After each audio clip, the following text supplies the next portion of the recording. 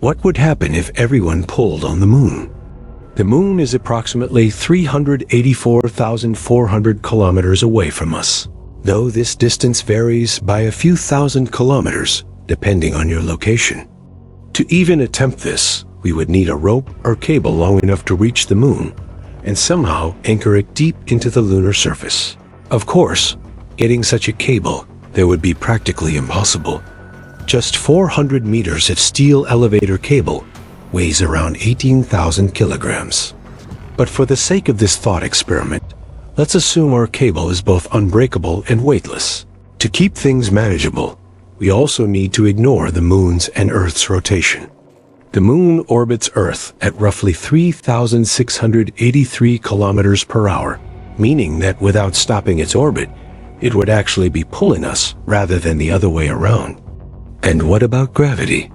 The moon has no weight in space. It simply has mass. And it's far too distant to be pulled toward us by Earth's gravitational force. Once the cable is in place and all rotations are stopped, the entire world population would need to gather in a single location. Calculations suggest that Tunisia would be the most suitable spot. So how hard can people actually pull? The world's strongest athletes can generate a pulling force of around 45 to 90 kilograms. If we average things out, including babies doing their best, and assume roughly 23 kilograms of pulling force per person, the combined pulling force of all humanity would be approximately 1.6 trillion newtons. If we gave just a single tug, the moon would move slightly closer to Earth for a moment, then be pushed back out by the repelling gravitational force of tidal bulges.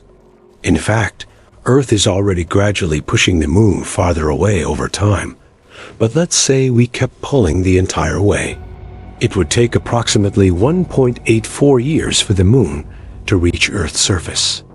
By the time it got close enough, it would be traveling at only about 0.4 kilometers per hour, quite slow. Yet the kinetic energy released upon impact after entering our atmosphere would be equivalent to 140,000 megatons of TNT. If the moon somehow reached the surface intact, it would plunge hundreds of kilometers deep into Earth's mantle, triggering every kind of disaster imaginable.